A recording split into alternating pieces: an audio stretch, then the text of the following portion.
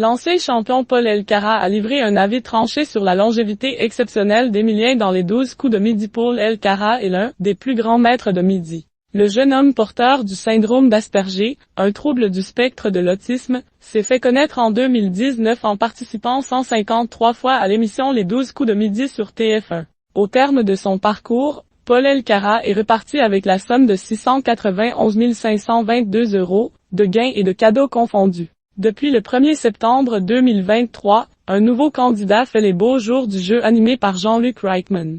Il s'agit d'Emilien, qui cumule plus de 550 participations. Le 1er février 2025, le jeune étudiant en histoire a même réalisé un record dans l'histoire de la télévision française, en dépassant les 2 millions d'euros de gains.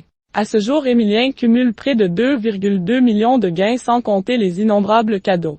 Paul Elkarat sans filtre sur la longévité d'Emilien. Ça va tuer le jeu? Interrogé par nos confrères du Buzz TV, Paul Elkarat a livré un avis tranché sur la longévité exceptionnelle d'Emilien dans les 12 coups de midi. Je pense qu'il faut arrêter un peu, sinon après ça va tuer le jeu, a-t-il affirmé sans filtre. À un moment, il faut qu'il y ait une fin car beaucoup de gens s'impatientent. Il faut entendre et comprendre le public. Si Emilien a réussi jusqu'à présent, c'est qu'il a du mérite mais trop de participation, trop de présence et trop d'argent, ça interroge aussi, estime l'ancien champion des 12 coups de midi. Et de conclure, il y a une forme d'injustice vis-à-vis des autres, ceux qui regardent ou qui veulent participer. Emilien plus fort que Paul Elkarat? Point d'interrogation. C'est la question que les internautes avaient posée à Paul en novembre 2024. Piqué, ce dernier avait répondu, dire plus fort fait office de comparaison, et cette dernière, entre êtres humains, est malsaine. Donc je vous réponds, non, il n'est pas plus fort. De son côté, Emilien semble partager l'avis de son confrère et avait répondu dans Télé Loisirs, il n'y a pas de classement.